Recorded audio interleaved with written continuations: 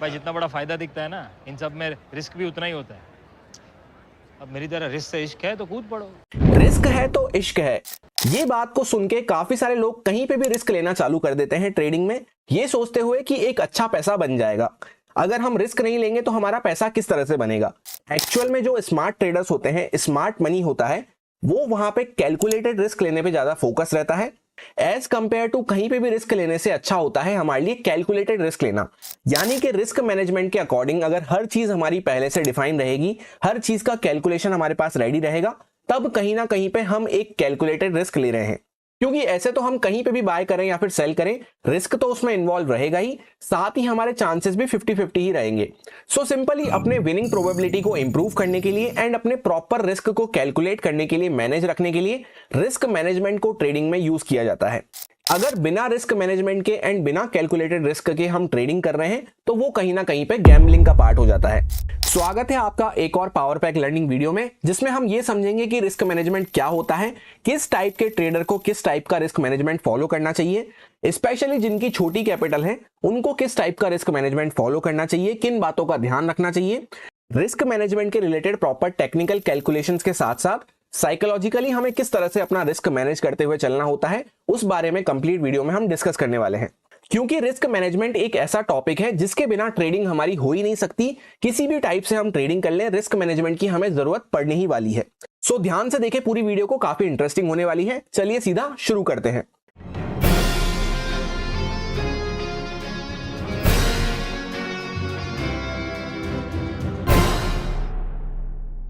सबसे पहले तो इस बात को अपने माइंड से हटा दें कि स्टॉप लॉस लगाना या स्टॉप लॉस लेना होता है रिस्क मैनेजमेंट। ऐसा नहीं है। रिस्क मैनेजमेंट काफी बड़ा टॉपिक है, उसका एक छोटा सा हिस्सा होता है, छोटा सा पार्ट होता है स्टॉप लॉस को फॉलो करना। जैसा कि स्टॉप लॉस के ऊपर बात छिड़ी है, तो सबसे पहले स्टॉप लॉस वाले पॉइंट को ही कवर कर लेते हैं, जो कि रिस्क मैनेजमेंट का एक पार्ट है। आपके सामने यहाँ पे एक कमेंट पेश है। एक पर्सन का मेरे पास कमेंट आया था रिसेंटली। उनका ये कहना था कि वो यहाँ पे लॉस में बने हुए हैं, जहां पे 70% कैपिटल का उनको लॉस देखने को मिल रहा है, यानी 70% कैपिटल उनकी ड्रॉ डाउन चल रही है। अब इतना ज्यादा ड्रॉ डाउन हो जाने के बाद वो पूछ रहे थे यहाँ पे मुझे क्या करना चाहिए। अब आप खुद बताएं, आप इस पोजीशन में होते तो आप क्या करते। मोस्टली लोगों का आंसर यही आएगा कि अब क्या करना है, यहाँ पे कुछ भी नहीं कर सकते, अब तो प्रॉपर या तो पूरा हीरो जीरो कर दो, जिसमें मोस्ट ऑफ द टाइम हमारे जीरो होने के ही चांसेस रहेंगे। सबसे पहले इस टेबल को ध्यान से देखना, इससे आपको पता चलेगा कि एक स्टॉप लॉस फॉलो करने की क्या इंपॉर्टेंस होती है। जैसा आप यहां पे देख सकते हैं, 70% उन पर्सन का कैपिटल ड्रॉ डाउन हो चुका था, तो 70% से उनको वापस से पूरा कॉस्ट पे आने के लिए, प्रॉफिट नहीं, सिर्फ वापस से कॉस्ट टू कॉस्ट आने के लिए वहां से 233% का वहां पे रिकवरी चाहिए। उसके बाद उनका प्रॉफिट चलना चालू होगा।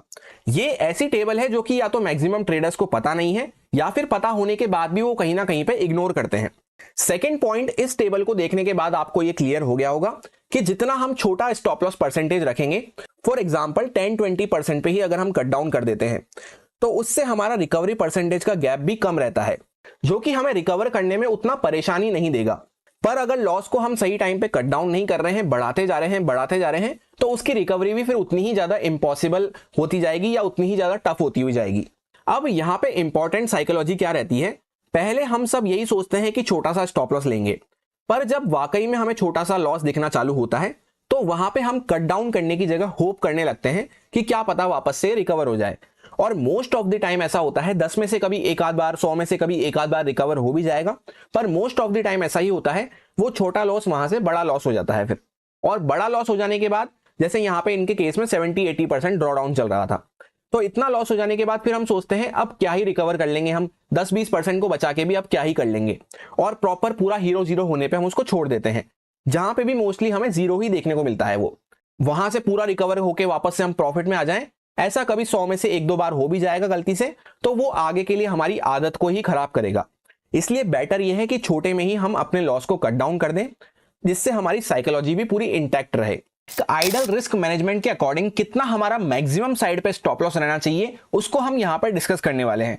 सबसे पहले दो टाइप के हमारे सामने ट्रेडिंग होती है। एक तो होती है डायरेक्ट स्टॉक्स में ट्रेडिंग करना, जिसको हम इक्विटी ट्रेडिंग या फिर कैश ट्रेडिंग भी कह सकते हैं।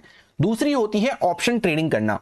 ऑप्शन ट्रेडिंग में तो स्ट्रेट फॉरवर्ड हमें 20% का ऑप्शन प्रीमियम पे लॉस रखना चाहिए। इससे ज्यादा का अगर हमारा स्टॉप लॉस बन रहा है, तो हमें वहां पे उस ट्रेड को अवॉइड कर देना चाहिए स्ट्रेट फॉरवर्ड। जैसे फॉर एग्जांपल 200 रुपए का अगर कोई हमारा प्रीमियम है तो उसमें मैक्स टू मैक्स हमारे 40 पॉइंट्स के आसपास स्टॉप लॉस रहना चाहिए। इससे आसपास मतलब हल्का फुल्का 45 हो जाए उतना चल जाएगा, 50 हो जाए उतना चल जाएगा, आसपास रहना चाहिए उसके। क्योंकि ऐसा तो है नहीं 20% हमने लॉस सोच लिया तो उतना ही लॉस पे हम कट डाउन कर देंगे, या कट करते करते उतना ही लॉस होगा, थोड़ा बहुत स्लिपेज भी हमें देखने को मिल सकता है। तो 20 से मैक्स टू मैक्स 25% तक हम मान सकते हैं। इससे ज्यादा कहीं ना कहीं हमें दिख रहा है कि इससे ज्यादा हमारा स्टॉप लॉस बन सकता है, तो उस ट्रेड को हमें स्ट्रेट फॉरवर्ड अवॉइड कर देना है। वहीं पे जो स्टॉक्स होते हैं, इक्विटी ट्रेडिंग होती है, उसमें मेनली 4 टाइप की ट्रेडिंग हमें देखने को मिलती है। उसमें सबसे पहली ट्रेडिंग तो होती है हमारी इंट्राडे, जहां पे सेम डे पे हमें कट डाउन करना है।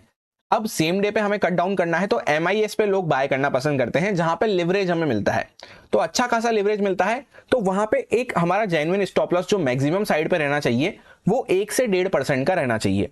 इससे ज्यादा की स्टॉप लॉस की इंट्राडे में जरूरत नहीं होती। वहीं पे अगर हम स्विंग ट्रेडिंग करते हैं तो स्विंग ट्रेडिंग में भी जनरली 2 टाइप की ट्रेडिंग हमें देखने को मिलती है। एक होती है लॉन्ग स्विंग ट्रेडिंग और एक होती है शॉर्ट स्विंग ट्रेडिंग। जो एक आइडल सिचुएशन होती है शॉर्ट स्विंग ट्रेड लेने के लिए, वो जनरली हमें 2 दिन से लेकर 3 वीक तक की देखने को मिलती है। क्योंकि 2 दिन से कम है तो वो तो वही इंट्राडे हो गया, और 3 वीक से ज्यादा अगर कहीं ना कहीं हम उसको होल्ड कर रहे हैं, यानी 20-25 दिन से ज्यादा उसको हम होल्ड कर रहे हैं, तो वो फिर कहीं ना कहीं पे लॉन्ग स्विंग ट्रेड में शिफ्ट हो जाती है।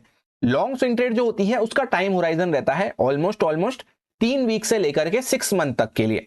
क्योंकि अगर 6 मंथ से ज्यादा हो जाएगी तो फिर कहीं ना कहीं पे वो मेरे लिए पोजिशनल ट्रेड बन जाती है।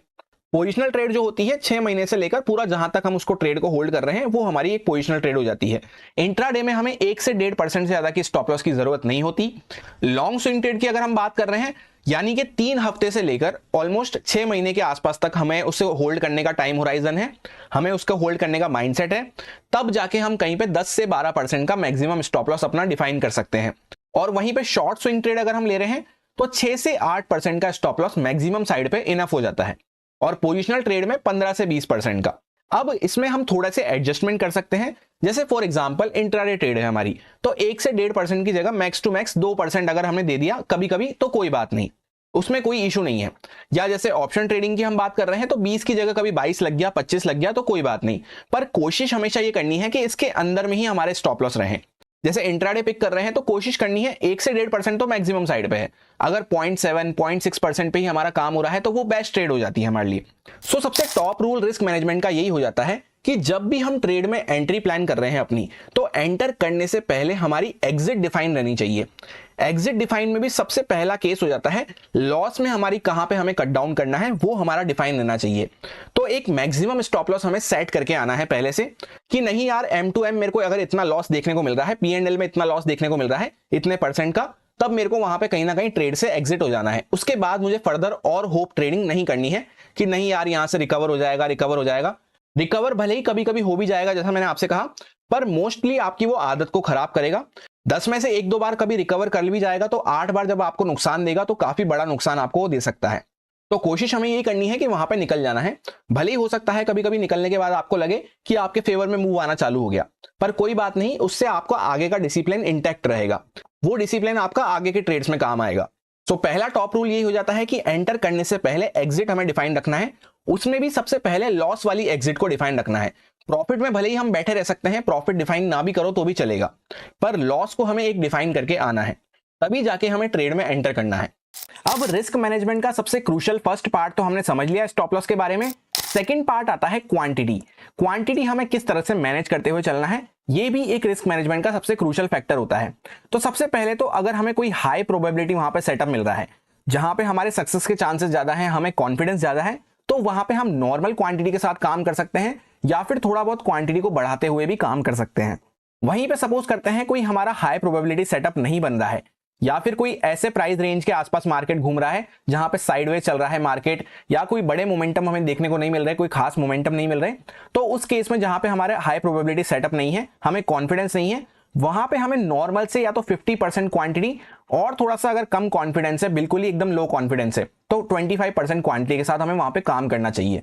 जैसा कि डेली एनालिसिस वीडियो जो आता है दूसरे वाले चैनल पे, उसमें हम ये बात डिस्कस भी करते हैं कि कौन से प्राइस जोन ऐसे हैं जहां पे हमें लेस अग्रेसिव होकर काम करना है, कौन से दिन ऐसे हैं जहां पे हमें लेस अग्रेसिव होकर काम करना है। उस टाइम पे मैं आपसे कहता भी हूं कि 25-50% क्वांटिटी के साथ हम काम कर सकते हैं। ऐसे टाइम पे अगर हमने हमारी क्वांटिटी को मैनेज कर लिया तो हमारे सक्सेस के चांसेस काफी ज्यादा बढ़ जाते हैं। जहां पे मार्केट जनरली ट्रैपिंग चल रहा हो या फिर वो प्राइस रेंज ऐसा हो उसके आसपास ट्रैपिंग हमें देखने को मिल रही हो। उस टाइम पे क्वांटिटी को कम करना हमारे लिए सेफ हो जाता है, जिससे कि कोई हमारा स्टॉप लॉस हिट भी होता है तो भी हमें उतना ज्यादा कोई लॉस देखने को ना मिले।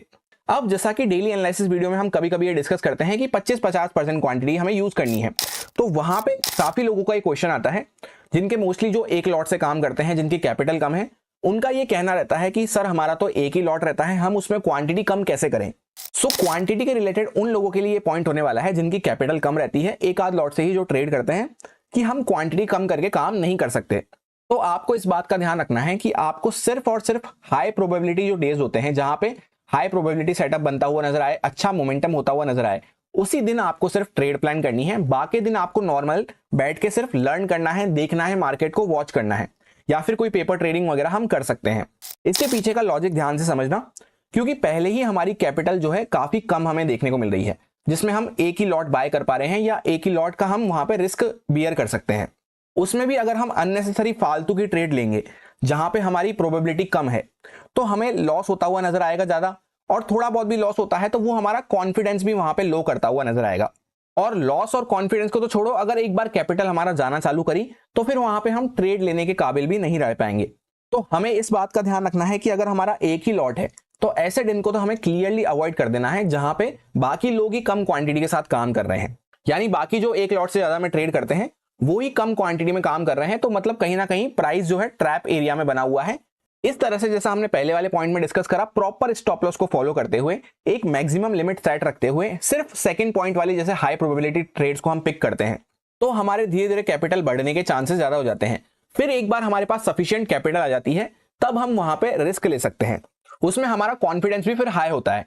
तो शुरुआत में जब हम वहां पे कैपिटल इकट्ठा कर रहे हैं, अपनी ऑलरेडी हमारी कैपिटल कम है, तो वहां पे सिर्फ हाई प्रोबेबिलिटी ट्रेड्स को ही हमें पिक करना है। उसमें भले ही हमारा स्टॉप लॉस हिट हो, कोई बात नहीं, पर अननेसेसरी दिन भर हमें बैठ के ट्रेड नहीं ढूंढना है, या हर दिन हमें ट्रेड नहीं करनी है। क्योंकि हर दिन अगर हम ट्रेड करेंगे और हर दिन हम ये सोचें कि हमारे फेवर में बड़ा मोमेंटम आना चाहिए, तो ऐसा पॉसिबल नहीं है। लेट सपोज अगर हम ऑप्शन बाइंग करते हैं तो कुछ दिन वहां पे आएंगे ऑप्शन सेलर्स के, जहां पे मार्केट साइडवेज पड़ा रहेगा, कुछ दिन आएंगे जहां पे छोटे मोमेंटम हमें देखने को मिलेंगे।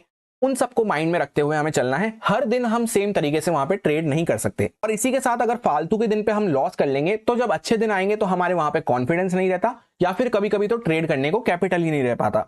तो उस दिन फिर हमें और ज्यादा रिग्रेट होता है और ज्यादा डिमोटिवेटेड फील होता है। अब आ जाते हैं रिस्क मैनेजमेंट के थर्ड पार्ट पे, जो कि होता है रिस्क टू रिवॉर्ड रेशियो, जिसको शॉर्ट में आरआर कहा जाता है। ये हमें इसलिए डिसाइड करना है क्योंकि जैसा फर्स्ट पॉइंट पे हमने देख लिया कि हमारा एक स्टॉप लॉस डिफाइन रहना चाहिए, मैक्सिमम साइड पे हमें कितना स्टॉप लॉस लेना है। उसके बाद सेकंड पॉइंट में हमने देखा कि क्वांटिटी हमें क्या डिफाइन रखनी है। ये दोनों हमें हेल्प करते हैं एक प्रॉपर लॉस को डिफाइन करने में। पर लॉस डिफाइन करने के बाद उसके अगेंस्ट में कितना प्रॉफिट हमें लेना है, क्योंकि फॉर एग्जांपल 10 पॉइंट्स का अगर हम सोच के आ रहे हैं कि हमें लॉस लेना है, तो उसके अगेंस्ट में कितने पॉइंट्स का हम प्रॉफिट सोच के आ रहे हैं, वो चीज हमें डिफाइन करने में हेल्प करती है रिस्क टू रिवॉर्ड रेशियो। सबसे पहला तो ये बात को ध्यान रखना है कि 1:1 रिस्क रिवॉर्ड अगर हम फॉलो करते हैं, तो उसका मतलब ये हो जाता है कि 20 पॉइंट्स का अगर हम स्टॉप लॉस अपना सोच रहे हैं, मान के चल रहे हैं कि 20 पॉइंट हमारा लॉस हो सकता है, तो उसके अगेंस्ट में हम 20 पॉइंट का वहां पे टारगेट मिनिमम साइड पे लेके चलेंगे। जब भी हम टारगेट की बात कर रहे हैं, प्रॉफिट की बात कर रहे हैं, तो वहां पे मिनिमम साइड को हमें कंसिडर करना है। और फर्स्ट पॉइंट में जैसा हमने स्टॉप लॉस देखा, तो लॉस को हमेशा मैक्सिमम साइड पे लेके चलना है। अब फॉर एग्जांपल सबसे पहला एग्जांपल है कि 1:1 रिस्क रिवॉर्ड को अगर हम फॉलो करते हैं, यानी जितने पॉइंट्स का स्टॉप लॉस सोचते हैं उतने ही पॉइंट्स का हम टारगेट लेके निकलते हैं, तो इसमें एटलीस्ट हमें 10 में से 6 या 7 ट्रेड प्रॉफिट में चाहिए, तब जाके हम कहीं ना कहीं पे हल्का फुल्का ग्रीन में क्लोज होंगे या फिर न्यूट्रल साइड पे बने रहेंगे। ऐसा इसलिए है क्योंकि अगर हम मान लेते हैं कि 10 में से 5 ट्रेड हमारी लॉस में गई, तो भी हम वहां पे न्यूट्रल साइड पे रहेंगे। ऐसा नहीं है, क्योंकि लॉस के साथ साथ हमें वहां पे ब्रोकरेज और चार्जेस वगैरह भी पे करने पड़ते हैं। तो ये जो लॉस हमें देखने को मिल रहा है, अगर 5 ट्रेड हमारी प्रॉफिट में जाती है, तब भी हमारा रिकवर नहीं हो पाएगा। तो एटलीस्ट 6 से 7 ट्रेड हमें प्रॉफिट में चाहिए 10 में से। यही रीजन है कि ये सबसे बेकार रिस्क रिवॉर्ड हो जाता है, जिसको मैं जनरली कभी भी सजेस्ट नहीं करता हूं कि आपको स्टार्टिंग में फॉलो करना चाहिए। बहुत ज्यादा आपको एक्सपीरियंस हो जाएगा, बहुत ज्यादा आप मास्टर हो जाएंगे, तब जाके आप इस रिस्क रिवॉर्ड को फॉलो कर सकते हैं। क्योंकि 10 में से 7 ट्रेड प्रॉफिट में क्लोज करना, ये एक बिगिनर के लिए, एक न्यू ट्रेडर के लिए उतना पॉसिबल नहीं हो पाता है। अब नेक्स्ट एग्जांपल में हम 1:2 रिस्क रिवॉर्ड वाले सेटअप को फॉलो करते हैं, जहां पे 20 पॉइंट्स का अगर हम स्टॉप लॉस सोचते हैं, तो उसके अगेंस्ट में 40 पॉइंट्स या उससे ज्यादा का प्रॉफिट लेके निकलते हैं हमेशा। जैसा मैंने आपसे कहा, टारगेट हमेशा मिनिमम साइड पे रहेगा, उससे ज्यादा जितना मिल जाए अच्छा। लॉस हमेशा मैक्सिमम साइड पे रहेगा, उससे कम रहे उतना अच्छा। इस सेटअप को अगर हम फॉलो करते हैं तो 10 में से अगर 3 से 4 ट्रेड मान लेते हैं हम, अगर ग्रीन में क्लोज होती है तो आराम से हम हमारे P&L को ग्रीन में एंड कर सकते हैं। यही सबसे बेस्ट रिस्क रिवॉर्ड सेटअप होता है जो हमें स्टार्टिंग में फॉलो करना चाहिए। ऐसा इसलिए है क्योंकि एग्जांपल लेते हैं 1:2 से ज्यादा का हम कुछ सोच रहे हैं, 1:3, 4, 5, 6 अगर हम सोच रहे हैं तो उतना एक बिगिनर ट्रेडर के लिए होल्ड करना, ट्रेड में बने रहना पॉसिबल नहीं हो पाता है स्टार्टिंग में। तो कोशिश हमें ये करनी है शुरुआत में कि 1:2 रिस्क रिवॉर्ड को हम अचीव कर सकें। अच्छे से जब हम 1:2 रिस्क रिवॉर्ड कैप्चर करना सीख जाएंगे तो आराम से 10 में से अगर 4 ट्रेड भी हमारी प्रॉफिट में एंड होती हैं तो हम वहां पे कहीं ना कहीं ग्रीन में ही बने रहेंगे। रिस्क रिवॉर्ड ही ऐसा होता है जो कि हमें प्रॉफिटेबल बनने में हेल्प करता है, क्योंकि स्टॉप लॉस तो हमें लेने ही पड़ेंगे, लॉस तो हमारे होंगे ही ट्रेड में, पर 10 में से कितनी ट्रेड हमारी लॉस में जा रही है और जब हम प्रॉफिट ले रहे हैं तब हमें लॉस से ज्यादा प्रॉफिट लेना है। अब एक प्रॉपर रिस्क मैनेजमेंट को फॉलो करने के लिए ये 3 पॉइंट्स हमारे लिए काफी होते हैं। सबसे पहले मैक्सिमम स्टॉप लॉस सेट करना, उसके बाद क्वांटिटी जिसको हम पोजीशन साइजिंग भी कह सकते हैं उसको एक सेट रखना, उसके बाद third point risk to reward, कितना हमें प्रॉफिट लेके निकलना है। ये तीनों पॉइंट्स के माध्यम से हम आराम से अपने प्रॉपर रिस्क मैनेजमेंट को फॉलो कर सकते हैं और किसी चीज की हमें जरूरत नहीं है। पर फिर भी एक फोर्थ पॉइंट हमारे सामने आता है जो हमारे को एडेड एडवांटेज देने में हेल्प करता है, जिसको कहते हैं ट्रेलिंग स्टॉप लॉस। हर किसी को इसको फॉलो करना जरूरी नहीं है, आप में से मैक्सिमम लोगों को इसका मतलब पता होगा, पर किन किन को यूज करना चाहिए, कब नहीं करना चाहिए, उस बारे में समझना इंपॉर्टेंट हो जाता है। जैसे यहाँ पे हमने 1:2 रिस्क रिवॉर्ड सेटअप यही लगा रखा है। यहाँ पे 20 पॉइंट्स का हमारा स्टॉप लॉस बन रहा था और 40 पॉइंट्स के आसपास का हम टारगेट सोच रहे थे। अब सपोज करते हैं यहाँ पे प्राइस हमारे फेवर में मूव करना चालू करता है। हमेशा ट्रेलिंग स्टॉप लॉस जब भी यूज करा जाता है जब हमारे फेवर में एक सिग्निफिकेंट मूव आ चुका हो। ऐसा नहीं है कि थोड़ा सा चार्ट ऊपर निकला और हम वहां पे ट्रेल करना चालू कर दिए, ठीक ठाक मूव आ चुका हो। जैसे यहाँ पे 1:2 रिस्क रिवॉर्ड हम फॉलो कर रहे हैं जहां पे 40 पॉइंट्स का हमारा टारगेट है, तो एटलीस्ट 20 पॉइंट्स 25 पॉइंट हमारे फेवर में चलने लग गया हो चार्ट, उसके बाद हमें ट्रेलिंग के बारे में सोचना है। सबसे पहले तो उस टाइप के लोग जिनकी कैपिटल बहुत ज्यादा कम है उन्हें इसे जरूर फॉलो करना चाहिए। ऐसा इसलिए है क्योंकि लेट सपोज मेरा एग्जांपल ले लेते हैं, मेरी कैपिटल बहुत कम है, मेरे को कैपिटल वहां पे बढ़ानी है अपनी, अभी मेरी उतनी ज्यादा रिस्क टेकिंग कैपेसिटी नहीं है, तो ये हमें कहीं ना कहीं हेल्प करता है अपनी रिस्क को और थोड़ा सा मिनिमाइज करने के लिए। जैसे लेट सपोज यहाँ पे 1:2 रिस्क रिवॉर्ड तो मैं सोच रहा हूं, पर मेरे फेवर में 20-25 पॉइंट्स का मूव आ गया, 1:1 से ज्यादा मुझे मिलने लग गया इसी एग्जांपल के केस में, तो फिर वहां से जाके मैं पूरा अपना स्टॉप लॉस दूं, वो कहीं ना कहीं मेरे लिए एक समझदारी वाली बात नहीं है, क्योंकि मेरे को अपनी कैपिटल वहां पे बढ़ानी है। प्लस ऐसा करने से क्या होगा, मेरे को पहले प्रॉफिट देखने को मिला, उसके बाद में पूरा वहां पे रेड में गया, फिर जाके अपने स्टॉप लॉस तक का वेट करा, तो उसमें कहीं ना कहीं मेरी साइकोलॉजी वहां पे डिस्टर्ब होगी। तो उस टाइप के ट्रेडर को हमेशा ऐसा करना चाहिए कि जब एक सफिशिएंट अमाउंट का मूव मार्केट अपने फेवर में दे दे तो फिर वहां से लॉस नहीं लेना है, कॉस्ट के आसपास ट्रेल करना चालू कर देना है कि वापस से कॉस्ट के ऊपर हल्का फुल्का यहाँ पे वापस आने लगे प्राइस, तो हमें एग्जिट करके वहां पे निकल जाना है। फिर भले ही हमें अगर वापस से कोई अच्छा सेटअप मिलता है तो हम री एंटर कर सकते हैं। ऐसा इसलिए है क्योंकि ये एक डिफेंसिव अप्रोच हो जाती है जहां पे हमें अपनी छोटी सी कैपिटल को बचाते हुए उसको धीरे धीरे ग्रो करना है। सेकंड, उस टाइप के ट्रेडर्स इसे फॉलो कर सकते हैं ट्रेलिंग स्टॉप लॉस को, जिन्हें एक बड़ा टारगेट कैप्चर करना है, 1:3 या उससे ज्यादा का वहां पर रिस्क रिवॉर्ड कैप्चर करना है। उस केस में किस तरह से हो सकती है ट्रेलिंग, ध्यान से समझना। लेट सपोज इनिशियल जो टारगेट रहता है हर ट्रेडर का 1:2 तो मिनिमम रहना ही चाहिए। 1:2 मिल जाने के बाद भी हमें लगता है कि यार हमारे फेवर में और मोमेंटम आ रहा है, तो वहां पे प्रॉफिट में बैठे रहने में कोई भी इशू नहीं होता, प्रॉफिट में हम आराम से बैठे रह सकते हैं। ये मिल चुका है, इसके बाद हम 1:3, 4, 5, 6 के लिए सोच रहे हैं, प्लान कर रहे हैं, तो वहां पे हमें ऐसा करना है कि 1:1 जहां पे हमारा हिट हुआ था उसके आसपास अपने स्टॉप लॉस को ट्रेल करके छोड़ देना है। जैसे हमारे एग्जांपल के केस में हम 20 पॉइंट्स का स्टॉप लॉस सोच रहे थे और 40 पॉइंट्स का टारगेट सोच रहे थे, तो जब यहाँ पे हम टॉप पे पहुंच जाएं 40 पॉइंट्स के टारगेट पे, तो कहां पे हमें स्टॉप लॉस प्लेस करके छोड़ देना है, यहाँ पे 20 पॉइंट्स के आसपास या उसके थोड़ा सा नीचे। जिससे क्या होगा, जितने पॉइंट्स का एटलीस्ट हमने स्टॉप लॉस सोचा था उतने पॉइंट्स का तो हम टारगेट लेके वहां से निकलेंगे ही, और अगर हमारे फेवर में मूव आता जाता है तो हमें 1:3, 4, 5 बड़ा टारगेट करने का वहां पे मौका मिल जाएगा। और अगर यहां से रिवर्स भी करता है तो भी हमारे कुछ ना कुछ हम प्रॉफिट में एग्जिट होंगे।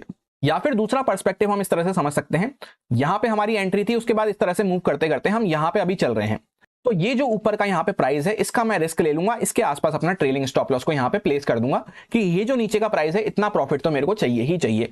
अगर मुझे वहां से टारगेट बड़ा करना है तो ये ऊपर के यहाँ पे प्रॉफिट का मैं रिस्क ले लूंगा, उसके बाद मैं छोड़ दूंगा वहां पे ट्रेड को। हो सकता है यहां से ट्रेड चल के और बड़ा टारगेट मुझे देखने को मिल जाए, बहुत अच्छी बात है। पर अगर ऐसा नहीं होता है, हल्का फुल्का ऊपर जाके अगर नीचे रिवर्स करता है, तो सिर्फ ये ऊपर का प्रॉफिट मेरा ड्रॉ डाउन होगा, नीचे का प्रॉफिट मेरा सेफ बच जाएगा। अब देखते हैं कि किन लोगों को इसे फॉलो नहीं करना चाहिए। सबसे पहले तो उन लोगों को इसे फॉलो नहीं करना है जिनके इमोशंस उनके कंट्रोल में नहीं रहते।